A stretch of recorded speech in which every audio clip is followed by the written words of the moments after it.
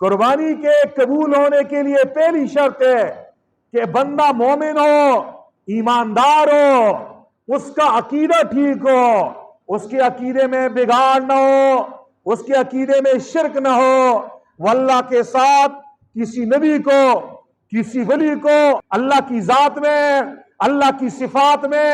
اللہ کے افعال میں شریک نہ کر رہا ہو۔ اگر شرک ہے، بندہ مشرک ہے، اللہ کی ذات میں شرک کر رہا ہے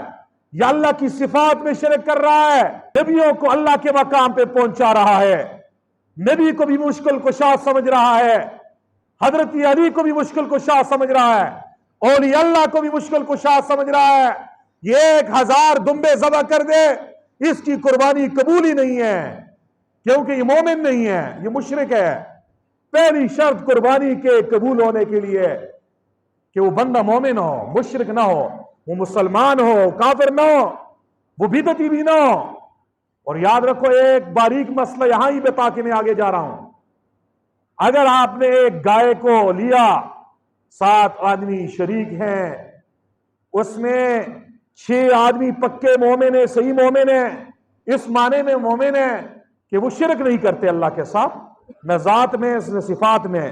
نہ کسی ولی کو نہ کسی نبی کو۔ ایک بندہ ایسا ہے اس کے عقیدے میں گڑبڑ ہے، اس کا عقیدہ خراب ہے، وہ پیغمبر کو خدا کے مقام پہ پہنچاتا ہے، وہ پیغمبر کو عالم الغیب سمجھتا ہے، وہ پیغمبر کو ہر جگہ ہر مقام پہ حاضر و ناظر سمجھتا ہے، وہ پیغمبر کو مختار کل سمجھتا ہے کہ سارے اختیارات ہر نبی کے پاس ہے اور حضور نبی کریم کے پاس بھی ہیں، وہ پیغمبر کو مشکل کشا اور حاجت روا سمجھتا ہے۔ 6 سب صحیح العقیدہ مسلمان ہیں، ایک ایسا بے ایمان بد عقیدے کو ساتھ شامل کر دیا تو مسئلہ سمجھیے کسی کی قربانی نہیں ہوگی۔ ہاں، عقیدہ بڑا اہمیت کا حامل ہے، اس لیے جو لوگ اپنے ساتھ شرکا بناتے ہیں، دیکھو ان کے عقیدے کیسے ہیں۔ کسی کا عقیدہ قادیانیوں والا تو نہیں ہے، کسی کا عقیدہ رافضیوں شیعوں والا تو نہیں ہے، جو حضرت علی کو بھی خدا کے مقام پہ پہنچاتے ہیں، جو حضرت علی کو پیغمبر سے آگے بڑھاتے ہیں، جو حضرت علی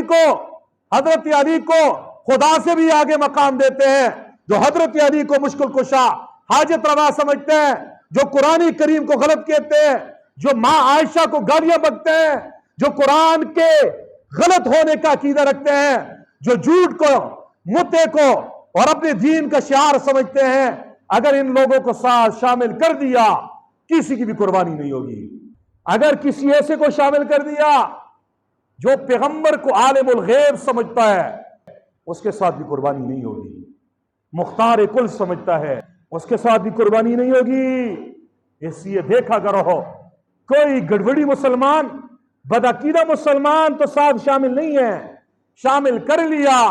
پہلی شرط فوت ہو گئی قربانی کے قبول ہونے کی، اور وہ کیا ہے؟ شرکا سارے مومنوں، ان میں کوئی مشرک، کوئی بدعتی، کوئی گمراہ بدعقیدہ آدمی نہ ہو۔ سوال کسی کے ذہن میں کھٹک سکتا ہے، ایک بے ایمان ہے، ایک بدعقیدہ ہے، ہم تو سب باقی اہل سنت والجماعت سے تعلق رکھنے والے ہیں، ہماری قربانی کیوں ضائع ہو گئی؟ میں نے گزشتہ جمعے میں کہا تھا، اس کی مثال یوں ہے، آپ محلے والوں نے ایک کنواں مشترک خرچے پہ کھودا، اب ایک پاگل آ کے کہتا ہے اس کنویں میں میرا بھی حصہ ہے، میں اس میں پیشاب کروں گا۔ اگر اس نے پیشاب کر دیا تو دل پہ ہاتھ رکھ کے بتائیں سارے کنویں کا پانی گندا ہوگا یا صرف اس کے حصے کا پانی گندا ہوگا؟